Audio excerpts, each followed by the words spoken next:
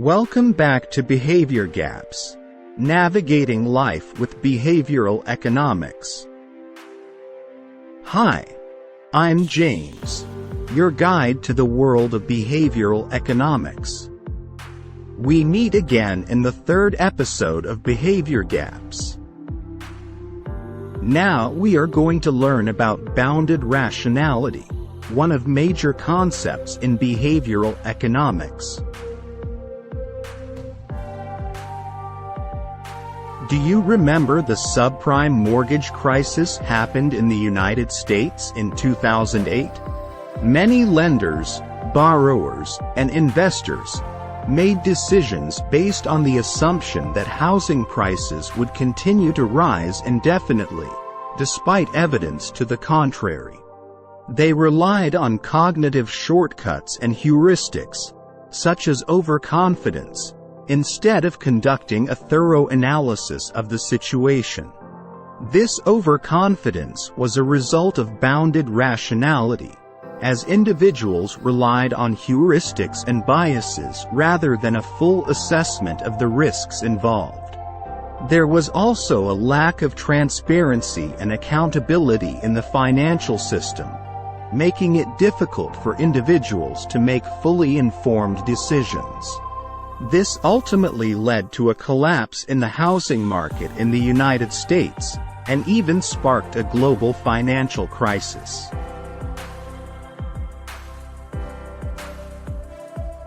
To some extent, the 2008 crisis, and some other crises, caused by bounded rationality, as people are not perfectly rational decision makers. In daily lives, cognitive constraints such as incomplete information, limited time, and cognitive biases restrict our ability as human beings to make rational decision-making.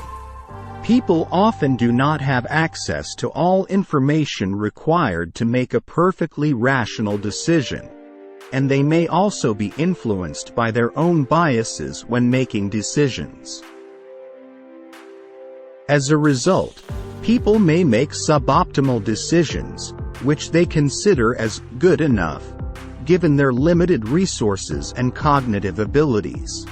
In the 1950s, Herbert A. Simon, a researcher in cognitive psychology, computer science, public administration, economics, and philosophy, proposed the theory of bounded rationality.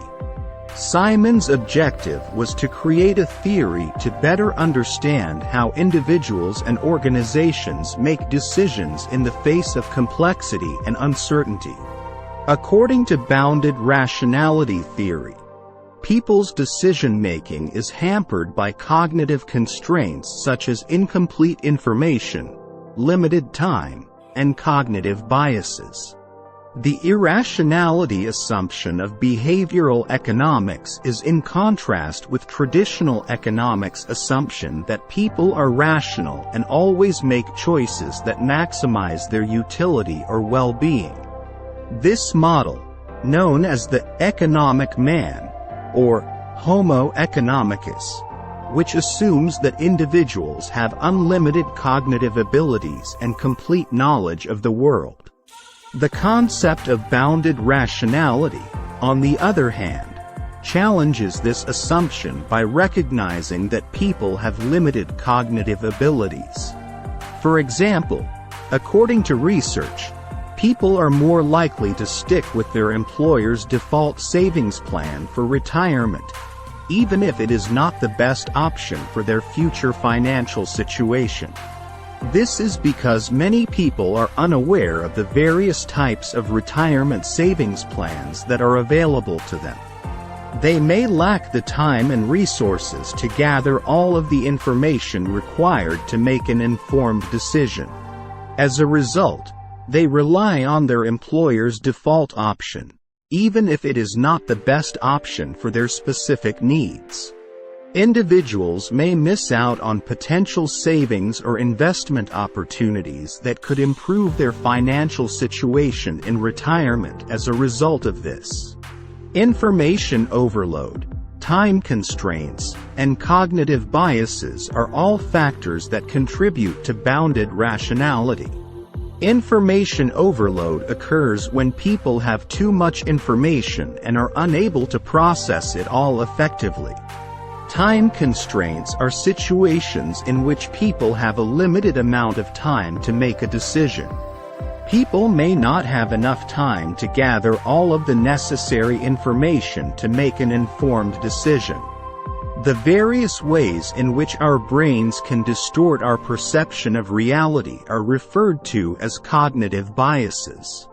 Confirmation bias, for example, is the tendency to seek information that confirms our existing beliefs while ignoring information contradicts them.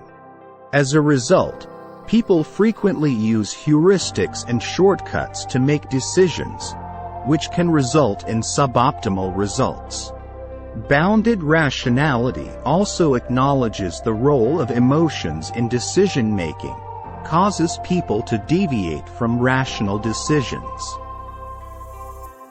For economic theory and practices, the implications of these challenges to the assumption of a rational and perfect economic man are significant. They argue, for example, that traditional economic models may not always accurately reflect how people behave in the real world. When designing policies and interventions, policymakers should take into account the constraints and cognitive biases that individuals face. When presented with too many options, people frequently become overwhelmed and have difficulty making a decision. This is due to our brain's limited capacity for information processing, and too much information can lead to decision paralysis. Understanding bounded rationality has far-reaching implications in many fields, including marketing, public policy, and organizational behavior. Companies can use the concept of bounded rationality in marketing to design products and marketing strategies that appeal to consumers' limited cognitive abilities. They can, for example, simplify the decision-making process by reducing available options or emphasizing the most important information. Policymakers in public policy can use the concept of bounded rationality to create policies that are more effective in achieving their goals. Policymakers can design policies to facilitate people to make decisions in their best interests by understanding their cognitive limitations.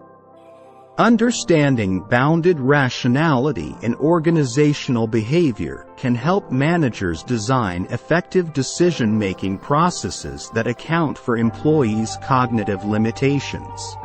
Understanding bounded rationality helps to create better products, policies, and decision-making processes that take into account people's cognitive limitations. In the next episode, we'll look at anchoring as another key concept in behavioral economics. So stay tuned and push your notification button. Thank you for watching, and I hope you found this video was helpful.